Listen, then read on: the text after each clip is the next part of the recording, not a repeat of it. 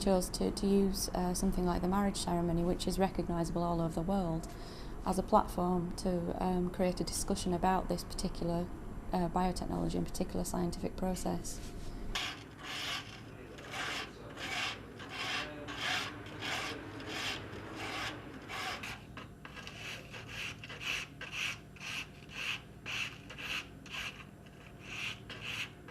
So this was an initial model we made.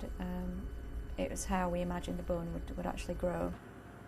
So this was an initial model that we made from just cow bone. These are rapid prototype models which kind of illustrate a crossover of technologies between Guy's Hospital and the RCA. And the bone will be incorporated into the design.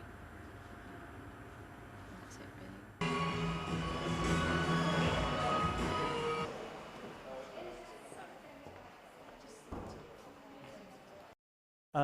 The process is relatively simple. It's the extraction of a piece of bone from the body, and in the case of this project it's going to be when they have a wisdom tooth removed, a little window of bones removed.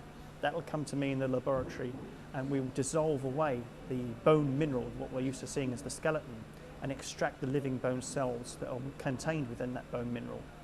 We'll seed those onto our ring material or other shapes that we'll be learning to grow, and they will be fed nutrients in the laboratory for a number of weeks and allow those bone cells to naturally divide and grow and colonise that piece of scaffold material so that we have a piece of living bone.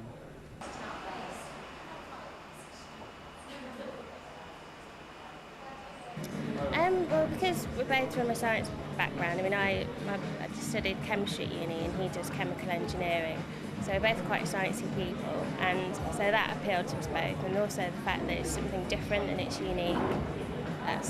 I like that idea, because, you know, usually wedding bands are all quite similar and quite dull, but this in itself is quite unique, but it's also got a great meaning behind it as well.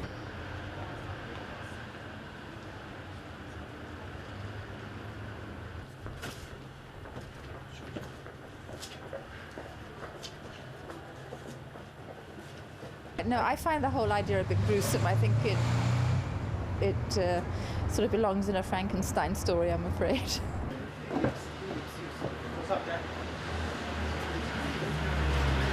It's quite interesting, and I can understand it from an artist's point of view, but personally, to wear my husband's fiance's bone on my ring for the rest of my life, on my finger, I wouldn't really appreciate that too much, and I find that a little odd.